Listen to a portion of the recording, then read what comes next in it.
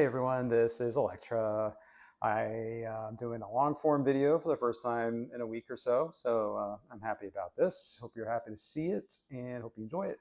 Thank you for watching. And tonight I'm going to talk about, well, I think what I think is developing here, especially in regards to the Chicago situation with ICE and most likely the National Guard going there, because once something enters the national conversation in this realm, it almost always happens.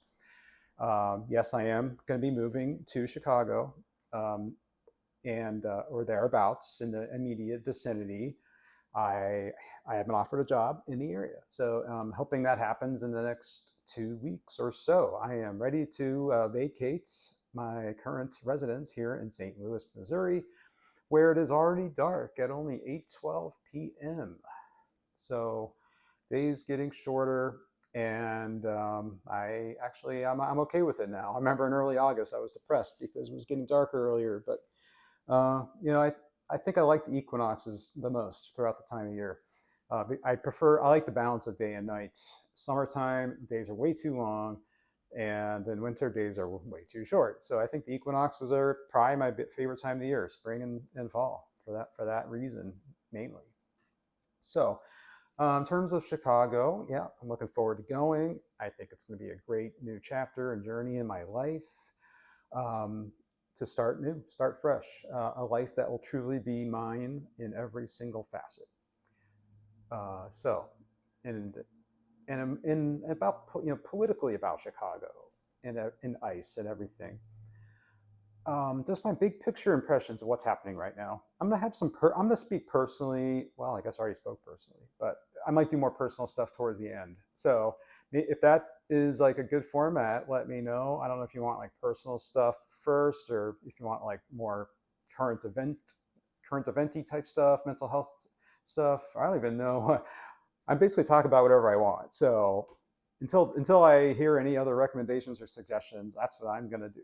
And so, my take on the current political situation in the US, based on my well over a decade of historical analysis and strictly in an amateur capacity, I may add, which doesn't mean I don't know anything. It means actually that I have devoted hundreds and probably even thousands of hours of my free time reading history to know what has happened so I can apply my intuition and analysis skills to the current situation, because there are a lot of parallels that's happening, but there's always a few things that are just a little bit different. For example, I think we are witnessing the formation of a modern neo-Confederate states of America. This is clearly the southern states, and I predict there is going to be some sort of secession, either by the North seceding from the Southern captured national capital, Washington, D.C., or which has to be the more likely option, because guess who has control of the federal government right now? It's the modern Confederates. We're seeing like a basically inside out turned around version of the first Civil War, where it's like Jefferson Davis ran for president of the United States in 1860 and defeated everyone else, including Abraham Lincoln of Illinois. So, in a way, we're living in this like alternate 1860, 1861, where Jefferson Davis is now the president of the United States. The South has no reason to secede because they won. They control the national government, and it's now the northern states that are um, basically unwilling, and rightly so, unwilling to submit to a regime that they cannot possibly, due to moral reasons, they cannot be a part of, and they do not want to even be a part of it or contribute to it at all. I'm in the latter group. I am in the group of um, displaced Northerners, I guess. I was born in the North, but I grew up in the South. So I think this gives me a really interesting vantage point on the two sections of the country. I also lived a lot on the West Coast. So that's kind of like a third major region of the country that's neither one or the other. but kind of has like a lot of qualities of both mixed together. And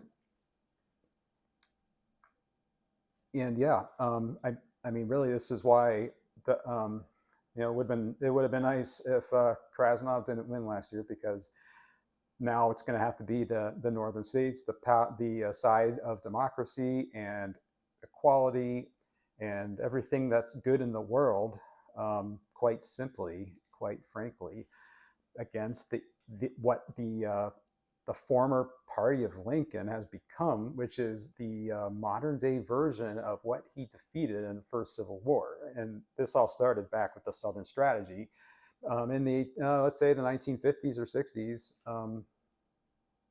Basically, the parties flipped, but the ideologies have stayed the same, and that's what matters. Look at the ideologies.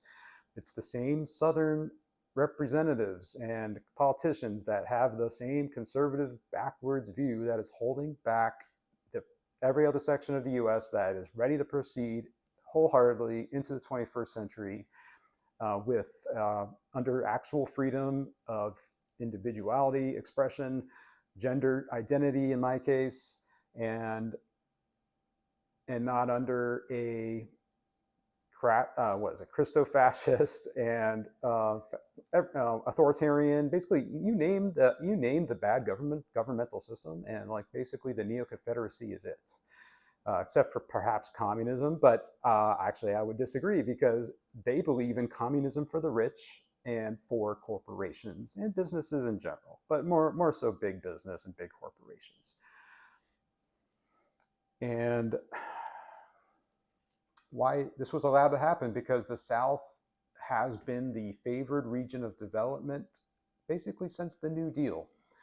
The New Deal basically brought the South out of their misery of the post-Civil War and then Reconstruction, and then just like 40 years of poverty and destitution hell for like everybody in the South except for the former slaveholders and the highest caste members.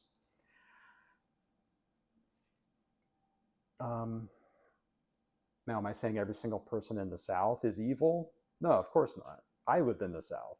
I'm not evil. A lot of people end up in the South for various reasons. It's not, and it has nothing to do with them as a person. Although I will say, it takes a special kind of person now to voluntarily relocate to a southern state, especially Texas, Florida, and I'm going to even go out on a limb here and say like Arizona.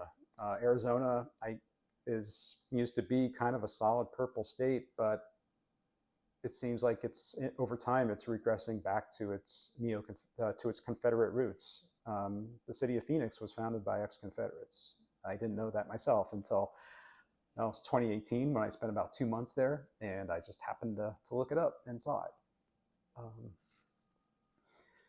So yeah, and don't think the West is like this region where this whole dynamic, this whole North versus South dynamic never happened, because when the Confederates lost the First Civil War, a lot of them fled to the West and tended to settle more of the Intermountain West and the inland areas of California, like Bakersfield. I know I went to Bakersfield back in 2008, and I felt like I was in Texas, basically, like West Texas, oil country, except it's like California. But other than that, it may as well be Texas. And so yeah, I mean, yeah. So not everyone in California or the West is this enlightened being that's like just deserves sainthood. And of course, that's not true of the North either. There's a mixture here. There are people in the South that weren't born there, but people like my elderly parents, who I continue to try to speak to them and speak to my mom at least. The native Milwaukee person, you may remember from some of my shorts when I was in her neighborhood that she grew up in back, a few weeks ago now. Now I told her, like, you got to get out of there. Texas is no longer for you. You don't belong there. Like, this place, it's changed far beyond what I grew up in there in the 1980s and 90s when we moved there from upstate New York. We were kind of like modern carpetbaggers in a way. But we can thank American Airlines for that because my mom was a flight attendant for American Airlines. Well, ever since I was born, she's been one since she was one since the 70s, and when they closed her base in Buffalo, New York, in like the 1982 or 83 or so, she had to relocate to another base or just find another job. So they ended up going to Dallas because that was their new corporate headquarters. And well, they already tried living in California, and it already was too expensive even back then. So, um, yeah. Anyway, do people have the ability to leave the South? I mean, sure, some do, but a lot don't, and I understand that. Like, they need to be thought of as well. They are in hostile territory. A lot of people went to the South for job opportunities. That's the case for my parents, and therefore me. And but I was able to leave numerous times, but I did end up getting sucked back in because having family somewhere tends to make it far more likely that that's where you're going to end up someday due to various reasons. And so there's a lot of native Northerners in the South. This is true of probably every major city. You know, probably not as much as it used to be, but you know, Dallas, Houston, Atlanta, Charlotte, Raleigh, Durham, even Orlando. Even though it's not like South in the, but I mean, let's look at the state. Look at the state government. It's as South as anything. It's more South than South. It's basically a Neo-Confederate pirate world down there. And basically, like at some point, the sane thinking and feeling people in this country are gonna have to just move forward one way or another. And I'm thinking that everything here in Chicago coming up is going to be a step towards that. I'm hearing rumors of, you know, maybe Krasnov changing his mind and going to New Orleans instead, which I don't know. I mean, that might happen too, but it can only do so many cities at once. Maybe he thinks it's safer to go to a red state, in which case my city that I'm in right now is probably target number 2 after New Orleans, because St. Louis is probably the darkest blue city in a bright red state that is in the country. I mean, even Dallas, I would say, is more. I mean, I'm in, you know, the city of St. Louis is, you know, it's very democratic here. But anyway, got a lot on my mind. This is my first long form video in a week, and the last one I did was very just morbid and dark and, you know, existential. But yeah, I've been just so busy packing and getting ready, and I'm excited. Just so ready for a new chapter. I've been here in St. Louis for 7 years, and I am extremely ready to leave. But at the same time, it's gonna be, I don't know. I don't want to say it's gonna be sad, but yeah, it's gonna be it's gonna be a little heavy. So much has happened to me here in the last 7 years, mostly bad, but a lot of good things, because I have learned so much about myself and life in general that I did not know 7 years ago. Yeah, I guess. I mean, we're always learning. We never know everything there is to know about life. The reason I came here is I met my now ex-wife, and we got married, and it didn't work out. But man, it's like, but jumping now to human design. I am a 3-5 generator, which means now my life makes so much sense. I'm here to basically screw things up, live by trial and error, and basically never get anywhere, but I have some crazy stories to tell at the end. That's kind of my understanding of the 3-5 profile. And now my life makes so much more sense, and now I know why things have happened the way they've happened, and I cannot feel like I don't have to feel inferior or guilty about it. So yeah, going to a new state, new city, new everything. I've done this a few times in my life, and honestly, it's probably they've always been like extremely invigorating, and is like, and it's just like getting that reset in every area is just so invigorating for me because it's just like it's like a clean mental slate. All that mental um, plaque, let's call it plaque, like on teeth, it just builds up. If and the best way I think to just like dissolve all of that is like going to a new place, starting a new life. In hindsight, marriage was never for me. That's something I have learned. I never should have got married, although I now I know, right? If I was ever gonna do it, that was the time, and I did.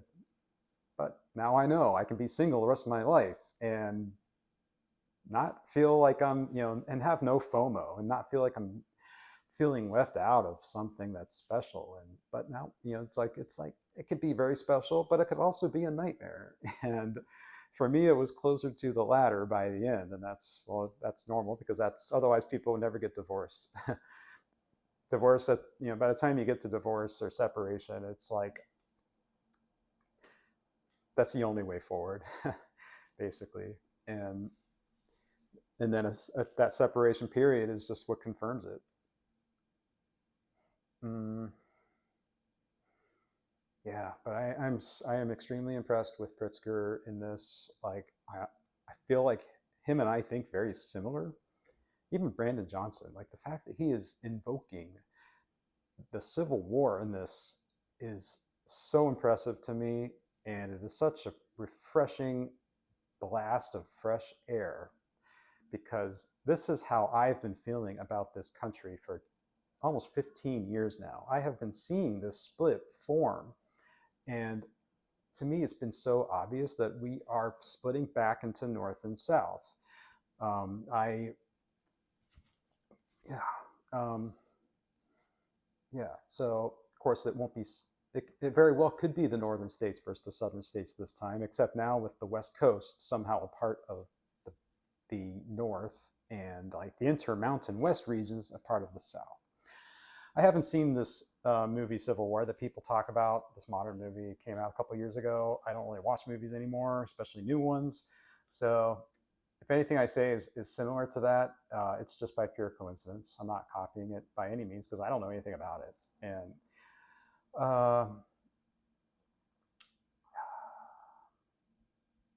yeah, had a voice lesson yesterday, and yeah, it's it's hard to do on here because I feel a little self conscious about it, but I'm making a really good progress in my lessons. I've had probably like 7 or 8 now.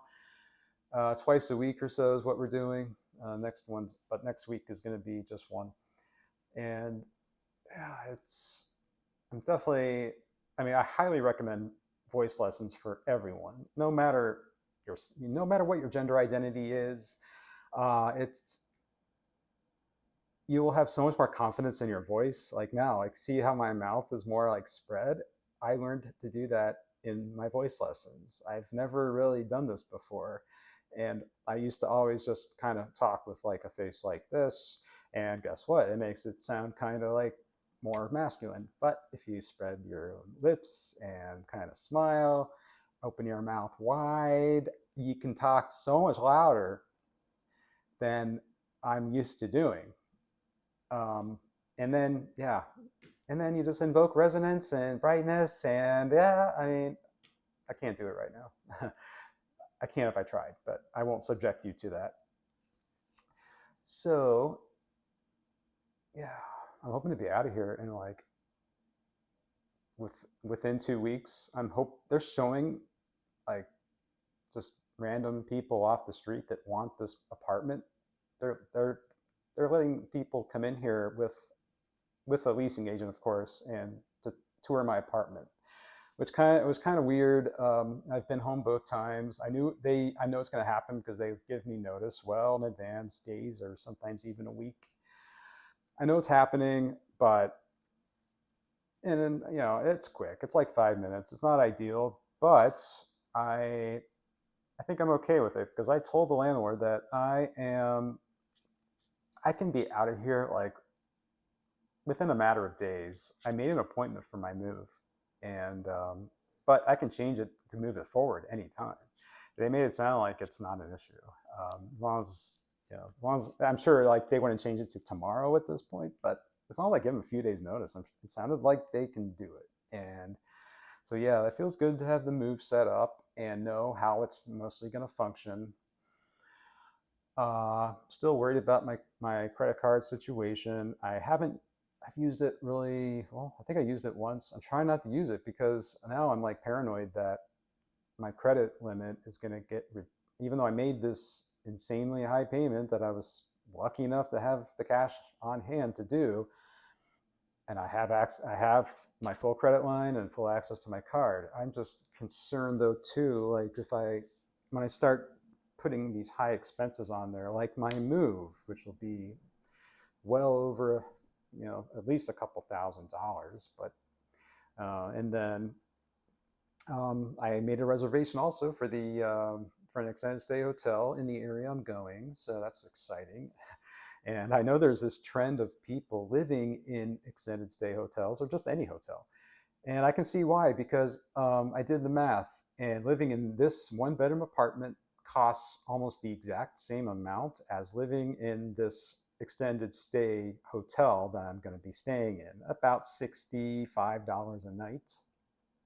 Uh, and so we're at this interesting place where rents have gotten so high that it's this, like, it used to be so much more expensive staying in an extended stay hotel. That's why people got apartments and signed leases. People don't enjoy signing leases. No one wants to commit to a place for a year if they, haven't been there before. If you're renting an apartment, you're probably like a recent migrant or transplant, whatever you want to call it. Like, I don't know if I'm going to like where I live. I'm pretty sure I'll like Illinois in general, but I might not like that part of the Chicago area, for example, and I might go to another part. And I'll be glad that I don't have a house to sell at that point, or a condo. So, yeah, wow, this is a long one. I've been talking a lot. I think I'll leave it here for now. It's getting a little late. And what's been on your mind? Tell me. I can use the social interaction. I've been just so isolated lately, especially packing. Like, I haven't even been leaving my apartment. Like today, I didn't leave my apartment. I just woke up and I'm playing a really cool board game called Salton Sea, based off that body of water in Southern California that is like a man-made lake, and it's about like producing geothermal energy and lithium batteries. It sounds weird for a board game, but it's really interesting. It's like a really business strategic type of game, and it feels really realistic and strategic. And I think I'm about to win this game I'm playing. Finally, it's like my well, I guess my third try playing the solitaire game. My games are all packed up except for like Obsession, because I know I'm going to want to play that depending on how much longer I'm here. And I also want to have it available when I get to Illinois, because I know this extended stay hotel is going to have some sort of rectangular table. I hope that's not going to be anything like my setup here, unfortunately. But I mean, I guess I could set these up if there's a room, but there probably won't be. Okay, I think I'm going on. I hope you're keeping up with me. If not, you probably gave up a long time ago. But if you're still here, thanks for watching. Please like, share, subscribe, comment. Do you agree with me on this assessment about our political and cultural situation in this country? And how do you think that affects this Chicago situation? Talk to you very soon, and have a good night. Bye.